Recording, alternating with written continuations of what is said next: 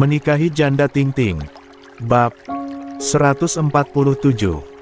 Akhirnya Arman memutuskan untuk melanjutkan pemanasannya tadi. Menangkup wajah Chelsea dan menyatukan indera pengekep mereka lebih dalam lagi, agar Chelsea bisa merasakan gejolak kerinduan yang terpendam sekian lama. Sentuhan yang semakin menghanyutkan membuatnya terbawa semakin dalam. Bagaimana tidak, sejak Arman kritis selalu menangani kasus Sunarto, mereka tidak pernah menghabiskan waktu bersama, berdua. "Bunda, kenapa teriak?" Suara Altaf dan derit pintu membuat aktivitas Pasutri itu terhenti. "Ai." Arman bangkit, turun dari tempat tidur. "Ayah datang. Sini peluk dulu." Melihat sang ayah tak serta-merta membuat Altaf beranjak.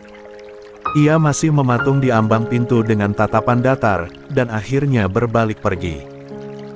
Kebingungan terlihat jelas di wajah Arman saat melihat sikap putranya. Tapi, saat hendak menyusul keluar, Chelsea menarik pergelangan tangannya. "Biar aku yang bujuk, Mas." Sepertinya dia masih ngambek. "Aku ikut, ayo." Chelsea terlihat pasrah saja saat tangannya digenggam dan diajak keluar dari kamar itu. Puluhan pertanyaan tentang kedatangan sang suami, ia simpan dulu, karena ingin fokus kepada Altaf. 19. Jika di Los Angeles sudah pagi, maka di Jakarta sekarang menunjukkan setengah 7 malam. Ibu dan adik Rusdi sedang sibuk menyambut kedatangan para tamu dari pihak perempuan yang sengaja diundang untuk makan malam bersama. "Rusdinya, mana Jeng?" Beliau kembali melirik kanan-kiri. "Kok nggak kelihatan dari tadi?" "Lagi di jalan pulang, Bu." "Biasalah, dia lagi sibuk karena sebentar lagi akan naik jabatan jadi kasat." Semuanya berohria, termaksud wanita berjilbab krim yang begitu anggun dan kalem. Senyum mereka pun tak pernah surut karena sudah bisa membayangkan sekeren apa seorang AKP Rusdiansyah dengan seragam coklatnya. Tak lama terdengar suara mobil dari teras depan. Adik Rusdi, Rafika, langsung berdiri dengan cepat. Yang datang pasti Mas Rusdi. Semua orang di ruang tamu kompak berdiri, semakin antusias untuk menyambut kedatangan orang yang paling ditunggu sejak tadi. Kelatak, kelatak, kelatak. Suara telapak sepatu hak tinggi dari pintu depan membuat senyum semua orang surut. Berganti ekspresi kaget saat melihat seseorang masuk dengan gaun bling-bling yang menyilaukan mata dan riasan menor. Melangkah berlenggak-lenggok dengan gaya centil sebelum akhirnya berhenti di depan meja sofa ruang tamu. Ada tamu. Maaf yo Mbak Yu. Eike baru pulang mangkal nih." Dirogohnya uang yang ia simpan di dalam kutang, dan langsung diperlihatkan ke hadapan semua orang. "Abis nemenin omom, 5 ronde, Raurer." Wanita muda berjilbab krim itu terlihat sangat syok, pucat dan akhirnya jatuh pingsan. Sementara Ibu Rusdi tak bisa berdiri lagi, beliau duduk sambil menutup wajah yang tak kuasa menahan rasa malu. Kepanikan pun terjadi. 20. Dibantu seorang supir, wanita muda itu dibawa masuk ke dalam mobil. Mereka terlihat enggan untuk berlama-lama di kediaman itu lagi. "Jem, tolong dengerin saya dulu." Ibu Rusdi masih mencoba untuk mencegah kepergian calon besannya. "Maafin Rusdi, sebenarnya dia tidak serius dengan ucapannya tadi." "Maaf. Tapi apa yang kami lihat tadi di luar ekspektasi. Ditambah lagi, putramu sudah membuat putri kami syok dan pingsan. Pokoknya, perjodohan ini batal." Tangan itu ditepis dengan kasar. Melanjutkan langkah, masuk ke dalam mobil.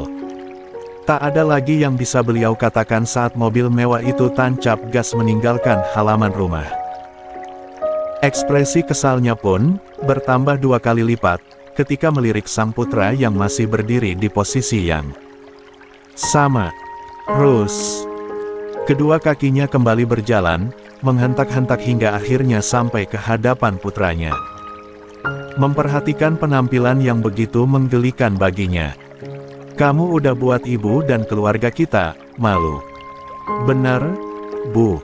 Rafika, adik Rusdi ikut bicara dengan ketus. Pakai acara bilang abis mangkal sama om-om lagi. Sadar nggak sih, Mas itu calon kasat, kok nggak punya harga diri banget. Kamu dan ibu malu.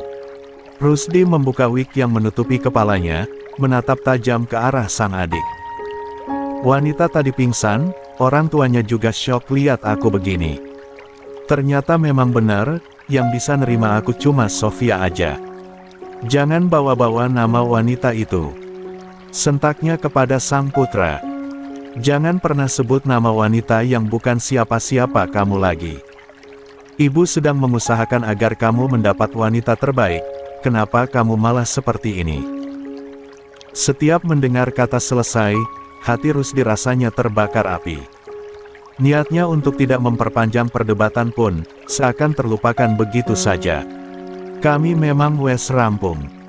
Tapi aku nggak akan pernah lupa jasanya selama menemaniku, Bu. Jasa apa sih, Le? Mana yang lebih besar jasa dia atau ibumu ini? Hah? Aku lagi nggak ngomongin tentang orang tua yang tentu jasanya luar biasa. Tapi, dia, wanita asing itu. Dari yang bukan siapa-siapa, jadi luar biasa di hidupku yang sembrono ini. Saat menyamar jadi wanita jadi-jadian begini, dia yang dandanin aku, Bu. Dia yang nganter aku ke lokasi pengintaian. Aku sakit dia yang nungguin. Aku capek dia yang semangatin. Bahkan saat Rafika butuh uang untuk study tour di luar negeri, Sofia yang bayarin.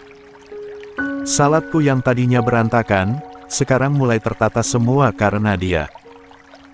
Jadi, jangan pernah bandingin dia dengan wanita pilihan ibu, lanjut Rusdi sebelum akhirnya berbalik pergi. Ungkapan hati yang berusaha ditahan Rusdi selama 4 tahun, akhirnya lolos begitu saja. Ia benar-benar muak, dengan kehidupan percintaannya yang tak jauh semulus orang lain. Di luar ia bisa hahaha, padahal pikirkannya penuh dengan berbagai rencana yang ingin ia wujudkan. Tapi akhirnya, harus terselesaikan tanpa sempat mencicipi mahligai rumah tangga. Melihat sang ibu duduk lemas di sofa setelah mendengar penuturan kakaknya, Rafika memutuskan untuk menyusul ke kamar yang terletak tak jauh dari ruang keluarga. Di ambang pintu, ia berkacak pinggang. Memperhatikan kakaknya yang sedang melepas atribut dinasnya, satu persatu. Aku ngerti Mas nggak suka dijodoh-jodohin. Tapi apa salahnya dicoba dulu? Hitung-hitung buat 21. Nyenengin ibu loh, Mas. Kalau gitu kamu aja yang nikah. Rusdi melem garis bawah par baju bling-blingnya, sampai mengenai wajah sang adik. Kita kan sama-samaan empatnya ibu. Aku fokus kerja, kamu nikah sana. Tapi jangan sampai jadi janda. Disingkirkannya baju itu dari kepalanya. Islis. Tega banget ngomongnya gitu. Pipinya menggelembung cemberut. Ya aku nggak mungkin jadi janda lah. Kalau kata orang, yang jadi janda itu cuma wanita yang banyak tingkah. Aku kan, enggak. Harusnya Mas bersyukur nggak jadi sama Mbak Sofia. Dek, bisa diem nggak? Walaupun aku udah ikhlas nggak sama dia, bukan berarti kamu boleh ngomong sembarangan. Nggak bisa diem. Ia menjulurkan lidahnya, meledek. Mas Rusdi itu aneh banget. Selalu belain orang lain daripada keluarga sendiri. Dulu, waktu masih Factory Taekwondo, Mas selalu belain Rania daripada aku. Sekarang lebih belain Mbak Sofia daripada ibu. Aku nggak pernah berpihak tanpa alasan. Dan bukan berarti Mas nggak sayang kamu sama ibu. Selesai berganti pakaian, Rusdi beranjak keluar dari kamar itu, melewati adiknya begitu saja. Mas mau kemana? Langkah Rusdi tertahan, menoleh kepada adiknya. Kerja, sampai mampus. Selesai dengan itu, ia bergegas pergi lewat pintu samping, karena masih tidak siap bertemu dengan ibunya. Rafika berusaha untuk mengejar, tapi mobil dinas kakaknya sudah melaju pergi. Akhirnya, ia hanya bisa mengumpat kesal, tanpa bisa diluapkan di hadapan orang yang membuatnya naik pitam. "Masmu mau kemana, Ra?" "Udah pergi, Bu." Beralih sang ibu yang tiba-tiba sudah di sisi kanannya. "Jangan dijodoh-jodohin lagi, Bu. Biarin jadi perjaka tua aja." "Tapi gimana sama masmu kalau?" "SSSTT. Udah, Bu. Abis ini, Ibu pulang ke Surabaya aja. Aku juga harus tugas." Dituntunnya sang ibu kembali ke kamar. Melewati hidangan yang tersaji di atas meja makan, terbengkalai begitu saja. Di situasi seperti ini, satu-satunya tempat yang menjadi tujuan Rusdi adalah kediaman pribadi Bu Nur yang terletak di pinggiran kota. Ya, semenjak Chelsea keluarga kecilnya ke Amerika, beliau memilih untuk kembali ke rumahnya sendiri. Pulang dari musola, Bu Nur sempat terhenyak melihat Rusdi sudah duduk di kursi jati di teras depan. Apalagi, tidak biasanya pria muda itu datang sendirian tanpa Rizal dan teman-temannya. "Rus, Bu." Cepat-cepat ia berdiri, mendekat dan langsung menyalami tangan Bu Nur yang sudah dianggap ibu sendiri olehnya dan anggota reskrim lain. "Maaf ganggu malam-malam." "Nggak ganggu. Tapi, tumben kamu datang jam segini." "Lagi pusing aja. Saya dan Rizal boleh nginep. Bentar lagi dia datang." Sejenak, Bu Nur berusaha menelisik sorot mata Rusdi yang jelas-jelas mengisyaratkan kesedihan. Tapi, tentu beliau tak ingin mengungkit, terlebih Rusdi sepertinya tidak siap untuk bicara. "Ya wes, ayo masuk. Ibu masakin makanan." Beliau segera membuka kunci rumah. "Kamu dan Rizal, mau dimasakin apa?" Langkahnya berlanjut, masuk ke dalam, diikuti Rusdi dari belakang. "Apa aja, Bu? Saya suka semuanya." Rusdi membuka kaos kakinya lalu merebahkan diri di sofa panjang. 22. Sembari mengarahkan pandangan ke akuarium ikan di sudut ruangan. Sementara Bu Nur berdiri di depan meja makan. Hendak menuang segelas air, tapi, yang terjadi malah terdiam memandangi Rusdi dan akhirnya menghela napas panjang. "Sofia sampai dengan selamat. Udah ngabarin kamu belum, Rus?" "Mboten, Bu." La mendesah pelan. Dia juga udah ganti nomor HP. Mungkin mau tenangin diri sambil liburan. "Saya juga mau fokus kerja sesuai amanat komandan." Aktivitas menuang air ke dalam gelas kembali berlanjut. Setelahnya, diletakkan di atas meja sofa. "Kalau ikhlas, kamu juga harus buka lembaran baru. Seperti Arman dulu, nikah pas jadi kasat di reskrim." "Saya." Bayangan Sofia kembali berlarian di depan matanya. "Belum tahu. Yang jelas, kalau Sofia sudah bahagia, baru saya bakalan lega. Walaupun, orang yang bersamanya, bukan saya." "Huf. Ya wes, pokoknya kamu jalanin apa yang menurutmu benar." Bu Nur kembali berbalik, berjalan menuju dapur yang terhubung langsung dengan ruang santai keluarga. "Rizal suka soto nggak, Le?" "Dia sejenis omnivora, Bu. Apa aja dimakan kok. Enak aja." Rizal yang baru saja tiba langsung menul lengan Rusdi dengan ujung jari kakinya. Meletakkan martabak ke atas meja dan ikut duduk di sofa. "Ngapain sih, tumben mau nginep di sini tanpa komandan? Cuma di sini tempat teraman." Tangannya mengarah kepada Bu Nur yang sedang berdiri di meja kitchen set. Karena ada Kanjeng Ratu yang baik hati dan selalu bersedia direpotkan oleh Joko Tingkir dan peliharaannya. "Loh, yang jadi peliharaannya, aku atau kamu?" "Ya kamulah." Rusdi kembali merapatkan posisi berbaring sambil cekikikan untuk menyembunyikan kegelisahan hatinya. Semprul. Rizal hendak melempar gelas kopi kepada rekannya itu, tapi ia urungkan. "Mumpung kamu di sini, kita bahas sidang lanjutan Sunarto. Kamu udah ada rencana nggak?" Sudah aku susun. Sesuai janjiku ke komandan. Kali ini, aku pastikan dia tidak bisa mengajukan banding terhadap vonis yang dijatuhkan. Caranya, obrolan yang mulai serius membuat Rusdi kembali bangkit. Duduk tegap sambil mengeluarkan tab dari tasnya. Berdiskusi, sekaligus mencari cara untuk mengalihkan perhatian dari hal-hal yang tak lagi miliknya. Beberapa pekan kemudian, tepat hari ini, kasus Sunarto sudah memasuki tahap akhir. Pembuktian, tuntunan dan pembela telah dilayangkan dengan sangat sengit antar dua kubu, yaitu kuasa hukum Arman dan Sunarto. Namun, saksi-saksi kunci seperti Waldan dan Rizal membuat pengajuan banding ditolak oleh pengadilan. Hingga kini, tiba-tiba pembacaan vonis terhadap kasus yang menjerat Sunarto.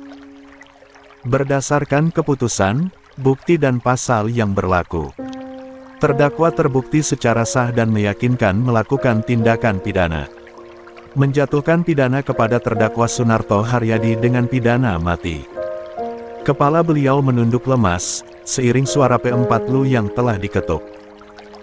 Pihak keluarga, terutama putri dan istrinya sangat histeris hingga butuh beberapa orang untuk membantu menenangkan.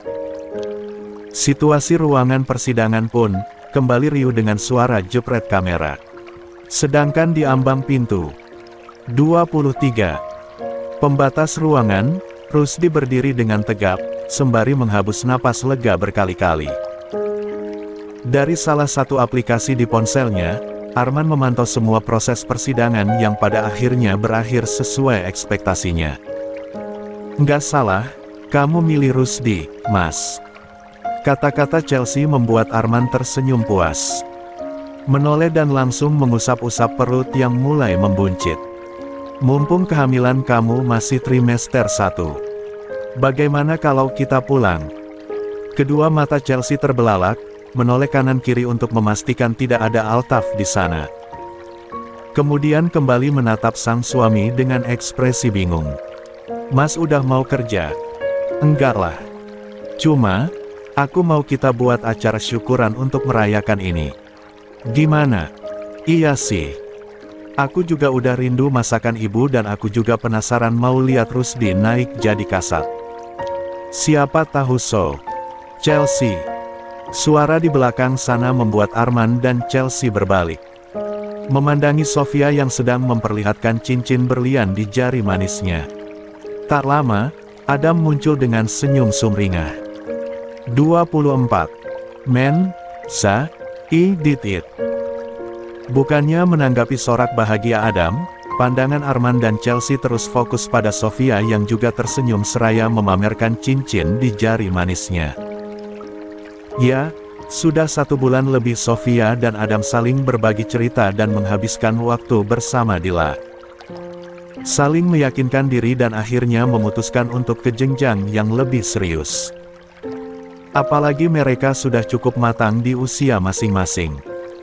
Untuk kesekian kalinya, Sofia mengambil langkah besar setelah lama digantung tanpa sebuah kepastian. Sementara ini, adalah kali pertama untuk Adam yang awalnya enggan melepas Maso Lajang.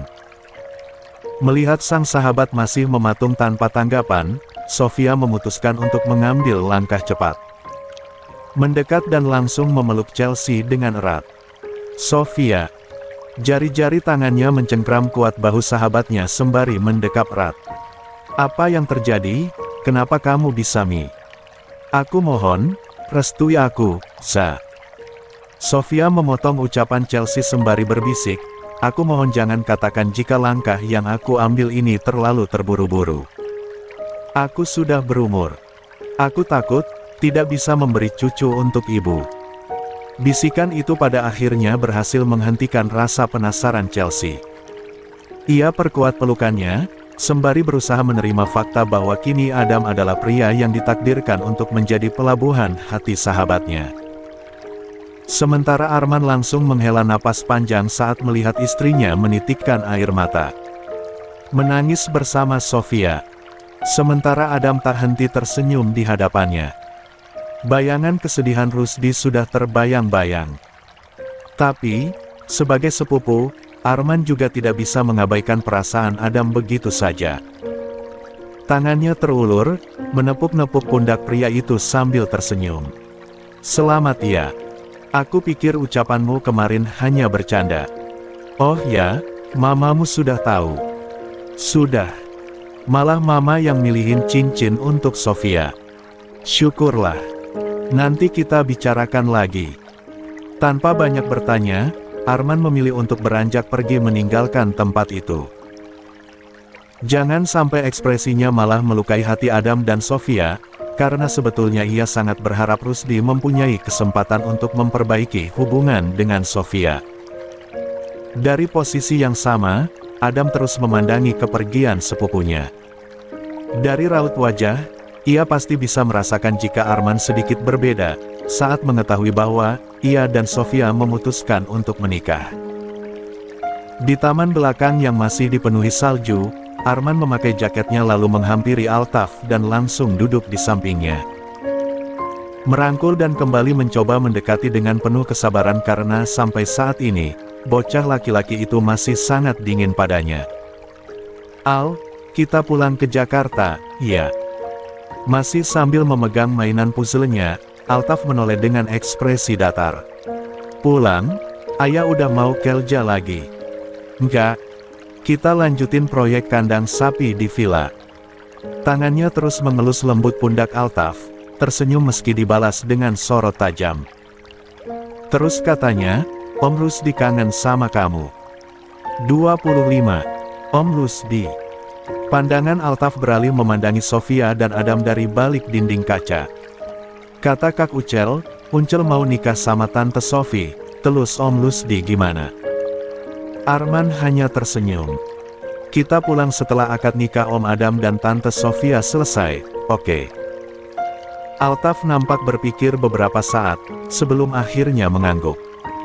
Tadinya, ia tidak ingin pernah kembali, tapi saat mendengar tentang Rusdi, entah mengapa hati mungilnya tergerak. Walau bagaimanapun, Rusdi sudah seperti ayahnya sendiri. Ia menyayangi pria itu melebihi Adam yang notabene pamannya sendiri. Setelahnya tanpa banyak bertanya, ia memilih menghindari sang ayah untuk kesekian kali. Sikap dingin Altaf sedikit mengganggu Arman. Tapi, ia yakin seiring berjalannya waktu, putranya akan kembali seperti dulu. Ceria dan sangat terbuka padanya. Keesokan harinya setelah lamaran diterima, Adam bicara dengan pihak keluarga Sofia melalui panggilan video call. Karena rencananya, mereka akan melaksanakan akad Dila, dan ia ingin memboyong ibu keluarga Sofia ke sana. Sementara itu, disepakati bahwa acara resepsi akan tetap diadakan di Indonesia untuk mengikuti tradisi keluarga Sofia. Tentu Bu Safira Mama Adam menyetujui hal itu, dan tidak membatasi keinginan calon besannya. "Sofia, kamu benar-benar serius mau akad di sini?" tanya Bu Safira untuk memperjelas. Karena ia cukup kaget mendengar penuturan calon menantunya saat video call tadi. "Kamu nggak mau akad di Jakarta?" "Nggak, Bu. Untuk yang kali ini, dan terakhir kali, saya mau di sini." Jawabannya terdengar cukup meyakinkan. Tersenyum tipis, sebelum akhirnya kembali melihat-lihat katalog dari desainer. Adam hanya diam, dan terus memperhatikan Sofia. Hingga saat Bu Safira beranjak meninggalkan mereka berdua, barulah ia kembali menegapkan badan sambil bersedekap dada. "Semua dokumen yang diperlukan dan akte cerai kamu, ibu yang bawa dari sana, atau kita pulang ke Jakarta?" "Dulu." "Nggak usah, Kak. Semuanya diurus sama ibu." "Yakin?" Sofia menegapkan kepalanya dan mengangguk pelan. "Insya Allah yakin, terima kasih, karena mau mewujudkan keinginanku menikah di sini." Adam kembali menunduk sebentar. "Kamu melakukan ini, bukan untuk menghindari Rusdi, kan?" Kepalanya kembali tegap, menatap ke depan. "Aku harap bukan karena itu, ya." Jari tangan Sofia mencengkram kuat bantal sofa di pangkuannya. Merasa baru saja tertangkap basah. Tapi, alih-alih berkilah, ia malah langsung mengangguk mengakuinya. Iya, agar semuanya lancar, dan dia tidak perlu terbebani lagi. Tapi, aku tidak pernah membencinya, dia teman dan keluarga bagiku. Kalau begitu, nanti pas resepsi di Jakarta, undang dia sebagai seorang teman, bisa. Permintaan itu membuatnya tak bisa menjawab dengan lantang. Terdiam cukup lama, tapi Adam masih juga menunggu jawaban darinya. Sejenak, Sofia menarik napas dan akhirnya mengangguk dan tersenyum. 26. Insya Allah. Jika kamu tidak terganggu, aku pasti akan mengundangnya. Tentu. Aku sangat open-minded, selama hatimu bersamaku. Sofia tak hentinya menghembus napas lega. Kehadiran Adam benar-benar mewujudkan mimpi kecilnya, yang selalu ingin mempunyai keluarga yang harmonis. Dulu, di pernikahan pertamanya, ia mempunyai suami yang baik, tapi mertuanya jahat. Di pernikahan kedua, ia mempunyai mertua yang baik, tapi suaminya tukang selingkuh. Di pernikahan ketiga dan ingin dijadikan pernikahan terakhir ini, ia ingin benar-benar mencari sosok suami dan mertua yang baik, meski harus menata perasaannya dari nol lagi.